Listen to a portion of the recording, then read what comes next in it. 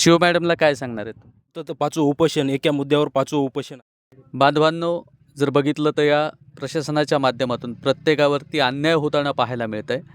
एकीकडे बघितलं गाव स्वच्छता असेल, गावाला पाणी पुरवठा करणं असेल किंवा गावातले इतर काही प्रश्न असतील, जेव्हा ग्रामपंचायतमध्ये जातो तर तेव्हा हीच मंडळी ग्रामपंचायतमध्ये काम करायला असते. आणि आज जर बघितलं यांच्यावरती अन्याय होतो आहे. गेल्या अनेक महिन्यांपासून त्यांचं वेतन त्यांना दिलं जात नाही आणि दुसरी गोष्ट जर बघितली तर त्यांच्या वेतनामध्ये कपातसुद्धा झालेली आहे. मग आपण त्याच्याशी संवाद साधूया, नेमका काय त्यांच्यावरती अन्याय झाला आहे, किती दिवसापासून ते उपोषण या ठिकाणी करतायत. कारण जिथे अन्याय होतो तिथं आपण थेट जाणं हे आपलं कर्तव्य आहे आणि त्यामुळे आपण इथे आलो. दादा, तुमचं नाव मला एकदा सांगा. माझं नाव संतोष जनार्दन वावळे आहे. मी ग्रामपंचायत वजूर खुर्द, तालुका मानवत इथला मी कर्मचारी आहे. आम्ही 5 तारखेपासून या ठिकाणी उपोषण करत आहोत. आमचं हे उपोषण 4थं ते 5वं उपोषण, एका मुद्द्यावर 5वं उपोषण आहे. मी प्रथम या ठिकाणी जिल्हा परिषद परभणी प्रशासनाचा जाहीर निषेध करतो आम्ही. कारण आम्ही हे 5वी वेळ आमचे उपोषण करण्याचे, एका कामासाठी 5-5 वेळेस जर उपोषण करावं लागत असेल आमच्या कर्मचाऱ्याला, तर आमच्यावर हा फार अन्याय होत आहे. कारण आमची जी एरियसची रक्कम जी कपात केलेली आहे ग्रामपंचायतची जिल्हा परिषदनं, याला 1 वर्ष होत आलेलं आहे. अद्यापही आमच्या खात्यावर देत नाही. आमचे कर्मचारी त्या ठिकाणी चक्रा मारून परेशान होत आहेत. गेलं की ह्या टेबलहून फायर त्या टेबलवर, त्या टेबलहून त्या टेबलवर, असं करून आम्हाला उडवडीचे उत्तरं देत आहेत.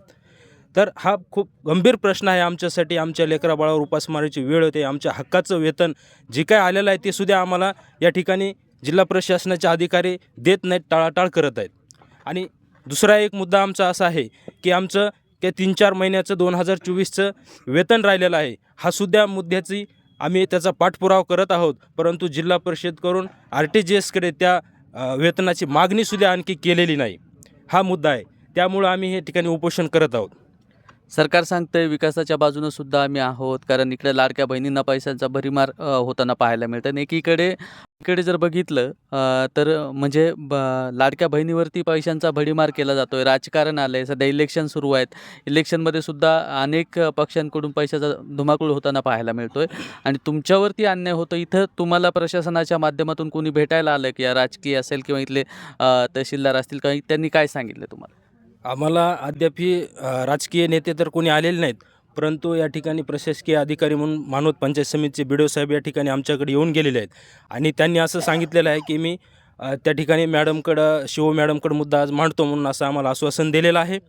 आणि सरकार लाडक्या बहिणीवर किंवा अनेक मतदानावर जर पैसे खर्च करीत असतील, परंतु आमच्यासारख्या अगदी तळागाळातला जो कर्मचारी आहे, साफसफाई असन, गावाला पाणी पुरवठ्याचं काम करणारा जो कर्मचारी असन, यापर्यंत याचं वेतन वेळेवर होत नाही. ऑनलाईन प्रणालीद्वारे वेतन होत नाही आणि अनेक गोष्टीच्या समस्या आहेत. भविष्य निर्वाह निधी आहे, हे अनेक प्रश्न तर खूप प्रश्न आहेत आमचे. परंतु आमचं जे वेतन आहे ते आम्हाला तात्काळ देण्यात यावं ही आमची मागणी आहे. शिव मॅडमला काय सांगणार आहेत? मी एवढंच सांगन की लवकरात लवकर आम्हाला आमचं जी काय फरकाची रक्कम आहे ती तात्काळ पंचायत समितीला वर्ग करण्यात यावी. तोपर्यंत आम्ही या ठिकाणी उपोषण करणार आहोत. काल तुमच्या एका उपोषणकर्त्याची तब्येतसुद्धा ढासळली, त्याला ॲडमिटसुद्धा त्यांना केलेलं आहे. तुम्हीच पुन्हा उपोषण करतायत. किती जण उपोषणाला बसलेले? सध्या आमचा एकच माणूस उपोषणाला बसलेला आहे. परंतु त्याचंसुद्धा तब्येत खालावल्यामुळे त्याला दवाखान्यात ॲडमिट केलं आहे. आम्ही आज जर काही निकाल नाही लागला तर उद्यापासून आम्ही कमी 3 ते 4, 5-6 व्यक्ती या ठिकाणी आम्ही कर्मचारी उपोषणाला सुरू करणार आहोत. कर्मचाऱ्यांवरती होत असलेला अन्याय लवकरात लवकर परभणी जिल्ह्यातल्या शिव मॅडमला हे व्हिडिओ तुम्ही पाहत असाल तर यांच्यावरती होणारा अन्याय कुठेतरी कमी व्हावा आणि यांनी केलेला कामाचा मोबदला, हे इतर कुठलाही पैसा तुम्हाला मागत नाहीत, हे यांचा फक्त काम केलं आहे आणि त्या कामाचा मोबदला यांना देणं तुमची गरज आहे. अन्यथा येत्या काळामध्ये आंदोलन अतितीव्र होईल. यांच्या उपासमारीचा सुद्धा प्रश्न आला आहे. आधीच उपासमार आहेत, पुन्हा उपोषण करतायत. यामध्ये सुद्धा तुम्ही लक्ष तातडीने देणं गरजेचं आहे. आणि आपण आपल्या या उदय न्यूज या यूट्यूब चॅनलवरती नवीन असाल तर चॅनलला सबस्क्राईब करा, इतर बांधवांपर्यंत शेअर करा आणि नक्कीच आपण जिथे अन्याय होतो तिथे आपण पोहोचणं हे आपलं कर्तव्य आहे आणि त्याचमुळे आपण या ठिकाणी इथे पोहोचलेलो आहोत. धन्यवाद बांधवांनो.